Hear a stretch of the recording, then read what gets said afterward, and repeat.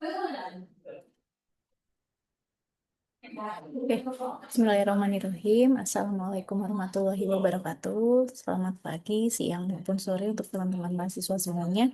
Di pertemuan kedua ini kita eh, belajar secara online dengan video pembelajaran yang telah eh, saya dan tim buat dengan mata kuliah kebijakan ketahanan nasional yaitu temanya Gatra Geografi.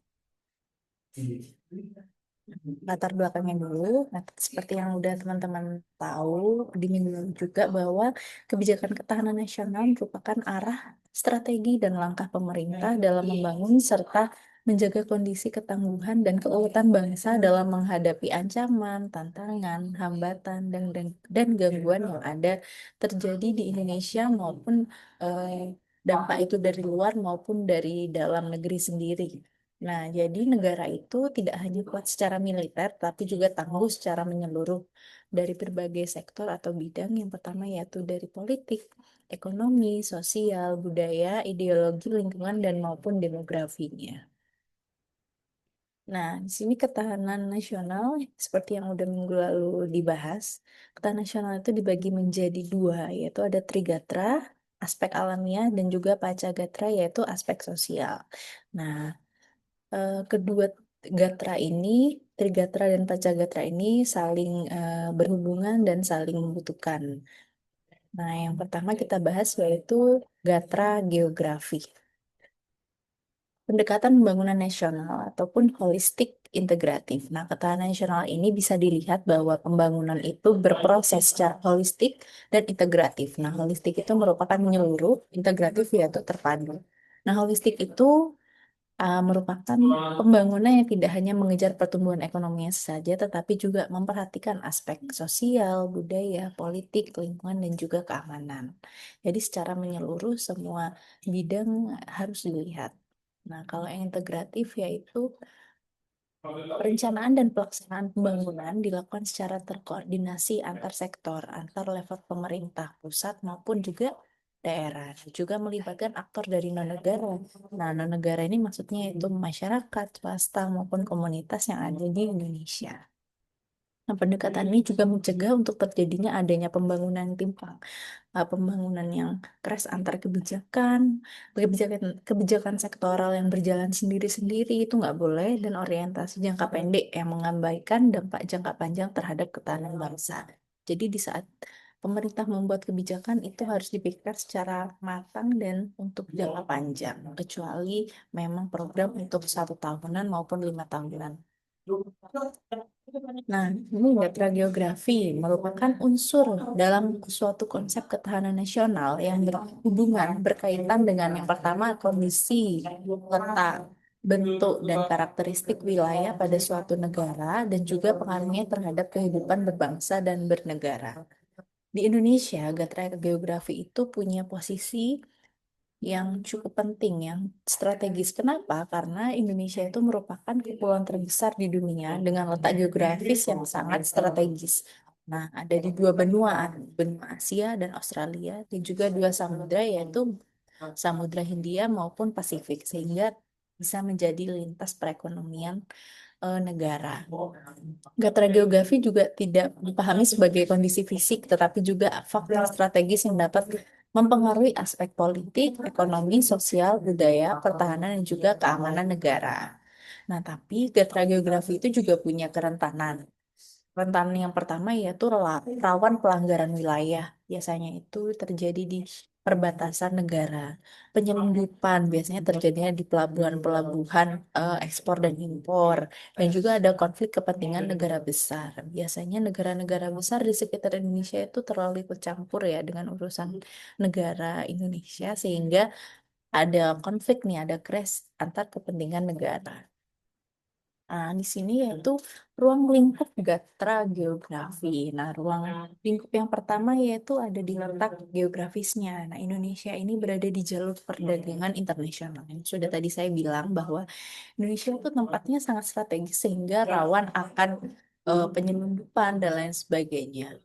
Dan juga menjadi titik perlintasan transportasi laut, udara, dan di dunia, sorry. Transportasi laut yaitu pakai kapal, udara itu ya pakai pesawat ya. Lalu memberikan peluang ekonomi juga potensi kerawanan keamanan. Nah, ini contohnya penyelundupan pelanggaran di wilayah. Lalu yang kedua yaitu ruang lingkup bentuk wilayah atau negara kepulauan archipelagic state. Nah, wilayah Indonesia itu terdiri dari beribu-ribu pulau yang ada. Nah, menurut pengelolaan wilayah laut, pesisir, dan juga pulau-pulau terluar secara optimal dan juga menjadi tantangan dalam integrasi wilayah, pemerataan pembangunan, dan pengawasan teritorial. Nah, lalu kondisi alam dan sumber daya alamnya. Nah, kondisinya yaitu kekayaan sumber daya alamnya kita tuh sangat kaya. Ada dari laut, hutan, mineral, apalagi energi ya. Nah, sehingga keragaman ekosistem dan potensi ini juga ada potensi bencana alamnya. Karena kita ada di garis gempa ya, ada gempa, tsunami, gunung api, dan banjir. Ini juga dapat berpengaruh terhadap ketahanan pangan, energi, dan juga lingkungan. Lalu yang terakhir yaitu ada ruang lingkup dari iklim dan lingkungan. Nah, Indonesia ini berada di wilayah tropis dengan hanya dua musim utama karena kita berada di garis Khatulistiwa. Nah, perubahan iklim berdampak pada pertanian, kesehatan, ketersediaan air, dan juga bencana yang hidrometeorologi. Pengelolaan lingkungan ini juga menjadi bagian hal yang urgent dalam memperkuat ketahanan nasional. Lalu selanjutnya itu tantangan Gatra Geografi Indonesia. Tantangan yang pertama yaitu apa? Ada ketimpangan pembangunan antar wilayah, utamanya wilayah barat dan timur Indonesia. Penyebab utamanya apa sih? Yang pertama yaitu ada konsentrasi infrastruktur, industri dan juga pusat ekonomi di wilayah barat yang sangat minim.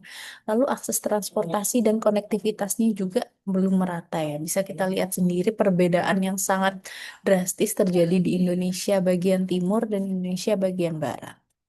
Dan keterbatasan sumber daya manusianya dan layanan dasar di wilayah timur yang masih sangat minim. Dampaknya apa sih? Dampaknya itu memicu ketidakadilan sosial ekonomi, juga memiliki potensi yang menimbulkan ketegangan sosial dan rasa ketertinggalan, dan juga dapat menghambat integrasi nasional. Yang kedua yaitu kerawanan bencana alam dan dampak perubahan iklim. Nah, karena letak geografis Indonesia itu ada di cincin api Pasifik atau Ring of Fire, sehingga Indonesia itu menjadi rawan bencana, utamanya itu ada gempa bumi, tsunami, letusan gunung api, banjir longsor hingga kekeringan. Nah, kita apalagi negara kepulauan ya, jadi kita dikelilingi laut, bahkan laut itu perbandingannya lebih besar daripada daratan di Indonesia.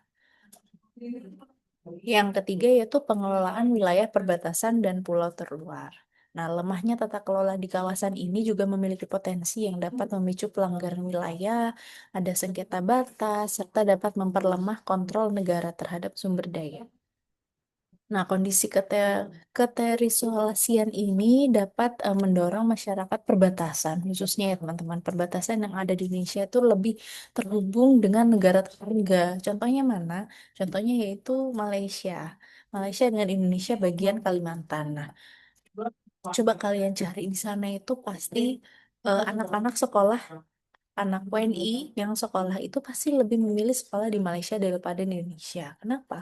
Karena pusat pusat perekonomian dan sosial di Malaysia itu dekat dengan perbatasan daripada di Indonesia sendiri. Jadi mereka itu lebih condong, lebih prefer ekonomi sosialnya itu ke negara Malaysia, meskipun mereka adalah warga negara Indonesia. Lalu yang keempat yaitu degradasi lingkungan akibat eksploitasi sumber daya alam. Contohnya ada pertambangan, deforestasi, dan alih fungsi lahan. Nah, ini bisa memicu adanya kerusakan hutan dan keanekaragaman hayati yang ada. Nah, sehingga bisa memunculkan resiko bencana ekologi seperti banjir dan juga longsor. Strategi penguatan gatra geografi dalam ketahanan nasional. Ada 5 di sini contohnya yaitu pembangunan infrastruktur konektivitas antar wilayah. Apalagi wilayah barat ya, itu sangat membutuhkan infrastruktur transportasi laut, udara, dan maupun digital. Listrik aja kalau nggak salah di barat itu masih sangat minim ya. Padahal di Jawa khususnya itu sudah, kalau kita nggak ada listrik kayaknya udah kebingungan ya. Lalu yang kedua yaitu penguatan tata kelola wilayah perbatasan dan pulau terluar, lalu pengelolaan sumber daya alam berbasis keberlanjutan. Jadi di saat kita mengelola SDA itu juga harus memikirkan jangka panjangnya.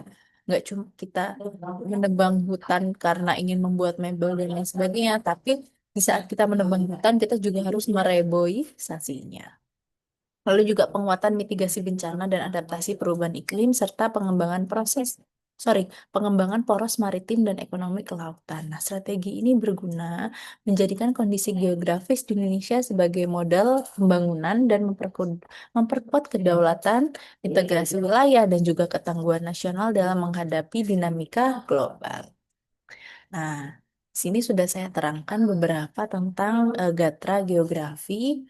Lalu selanjutnya di sini saya ada tugas. Nah, teman-teman bisa membuat essay tentang wilayah perbatasan yang ada di Indonesia. Contohnya ada apa aja? Misal perbatasan Indonesia Malaysia di Kalimantan, lalu ada perbatasan Indonesia dengan Papua Nugini, wilayah kepulauan terluar, misal ada Natuna, Miangas dan lain sebagainya, atau Indonesia Timur Leste itu juga kalian bisa buat. Nah, di essay tersebut, kalian harus bisa menjawab yang pertama karakteristik geografis wilayah tersebut, lalu tantangan ketahanan nasionalnya. Misal, di sini keamanan ekonomi dan konektivitasnya, dan juga geografisnya ya. Lalu yang ketiga, kebijakan pemerintah yang relevan terkait wilayah perbatasan di situ tuh ada apa aja sih? Lalu dampak geografisnya terhadap efektivitas kebijakannya. Lalu yang terakhir, kalian harus membuat rekomendasi kebijakannya berbasis kondisi geografis. Nah, untuk pembuatannya tidak ada batasan penulisan, kalian buat di Word, diketik, tidak ada batasan halaman dan sistematika penulisan, buat yang wajar-wajar aja, essay tanpa cover. Oke, nah dikirimkan ke Google Drive link tersebut sesuai kelas masing-masing, nanti dimasukkan ke folder tugas individu ya. Nah, paling lambat teman-teman bisa kumpulin di hari Minggu 22 Februari 2026 jam 23.59. Kalian harus on time mengumpulkan karena nanti saya akan cek benar satu-satu kalian ngumpulinnya telat atau enggak. Nah, nanti kalau misalnya ditelat nilai kalian akan berkurang ya. Oke, sekian pemaparan dari saya, materi dari saya. Nanti ketemu lagi di minggu ketiga. Terima kasih. Wabillahi taufiq wal hidayah. Wassalamualaikum warahmatullahi wabarakatuh.